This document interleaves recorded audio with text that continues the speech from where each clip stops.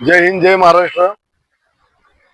महाराष्ट्र जनविकास माथाडी transport आणि general कामगार union संयुक्त सरचिटणीस किशोर धुमाळ आज माननीय सहाय्यक कामगार आयुक्त साहेब सातारा यांनी मसवड नगर परिषदेमधील कायम सफाई कामगार महिला यांच्यावरती आरोग्य निरीक्षक सागर सरतापे यांनी आर्वोच्च भाषेमध्ये बोलणे, त्यांना लज्जा उत्पन्न होईल असे उद्धट वर्तन करणे याबाबत सहाय्यक कामगार आयुक्त यांनी तातडीने दखल घेऊन आज दिनांक 12/1/2026 रोजी त्यांच्या दालनामध्ये माननीय मुख्याधिकारी आणि सागर सरतापे आरोग्य निरीक्षक यांना सूचना आदेश पत्र देण्यात आलेले होतं की आज आपण तातडीने या बैठकीस आपलं जे काही म्हणणं आहे ते म्हणणे देण्यासाठी आपण हजर राहावे.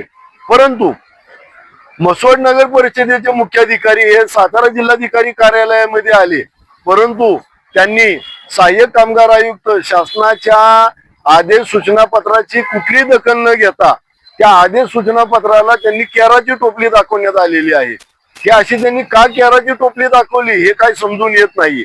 म्हणजे आरोग्य निरीक्षक सागर सरतापे यांना पाठीशी घालायचं, आरोग्य निरीक्षक सागर सरतापे यांच्याकडून सफाई कामगार जे कायम सफाई कामगार आहेत महिला यांचं शोषण करायचं.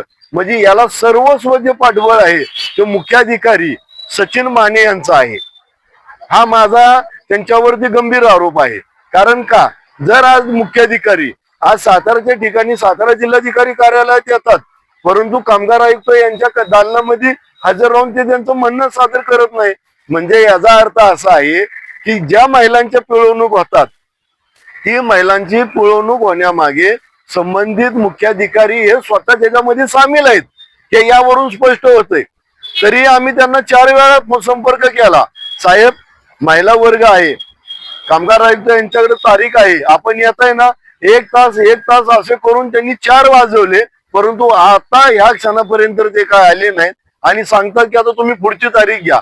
म्हणजे साताऱ्यात असून ते आम्हाला सांगतात पुढची तारीख घ्या.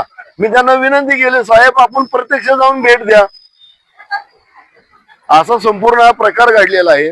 याबाबत आम्ही माननीय जिल्हाधिकारी यांना विनंती केलेली आहे की आपण या सदर्भ आज जी काही घटना घडलेली आहे या घटनेची आपण दखल घ्यावी.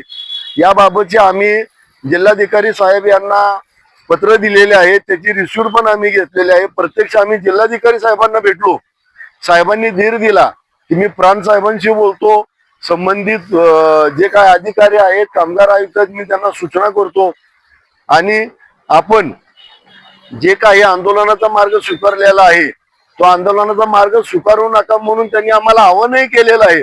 परंतु जिल्हाधिकारी साहेब, मी आपणास एकच विनंती करतो, मसवड नगर परिषद ही आपल्या कार्यप्रणालीच्या अखत्यारीत आहेत आणि तमाम ही सातारा जिल्ह्यामधील जनता चे आपण एक पालक आहात.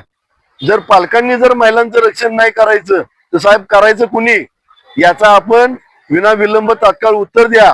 जर महिलांची अशी शोषण होत असलेली तर का शाळकरी मुली आत्महत्या करतात याचं पण साहेब आपण थोडंसं आत्मक्लेश करा की या महिलांना आपण कोणत्या पद्धतीने न्याय मिळवून देऊ शकतो. जय हिंद, जय महाराष्ट्र.